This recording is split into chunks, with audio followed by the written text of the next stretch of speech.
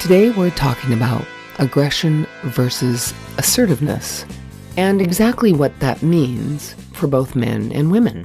What does that look like exactly? Being assertive or being aggressive? Let's find out. This is Dyann Bridges, and this is the Body House Chronicles. Let's get started. First, I want to quickly apologize and explain that I'm a little bit froggy today.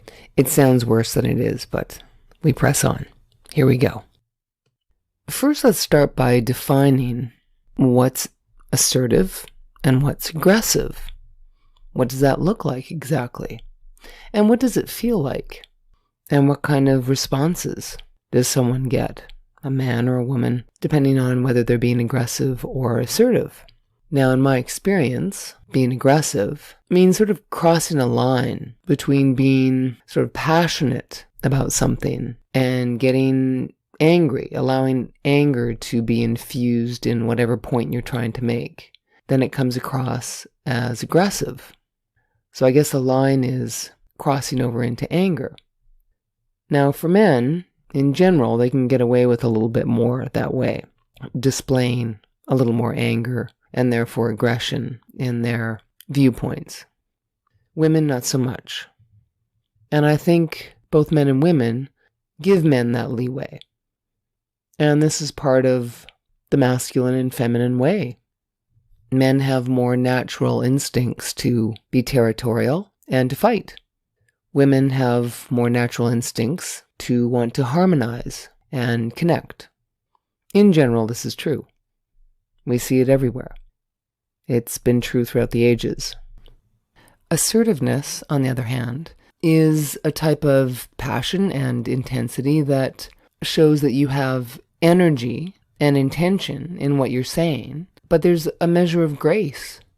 You get your point across in a dignified manner.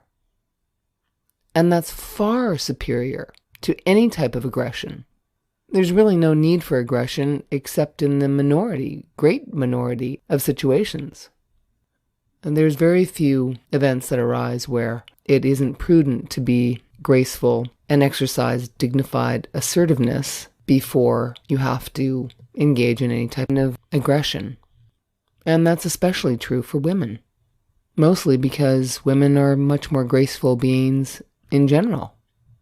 It's the way our bodies are shaped, and it's the way we move, and a woman's energy and spirit is much more sensual, is geared toward harmonization and connecting, which means it's within a woman's best interest to be graceful and not aggressive, only when you absolutely have to be, which is rarely. Now, what does it feel like to get aggressive?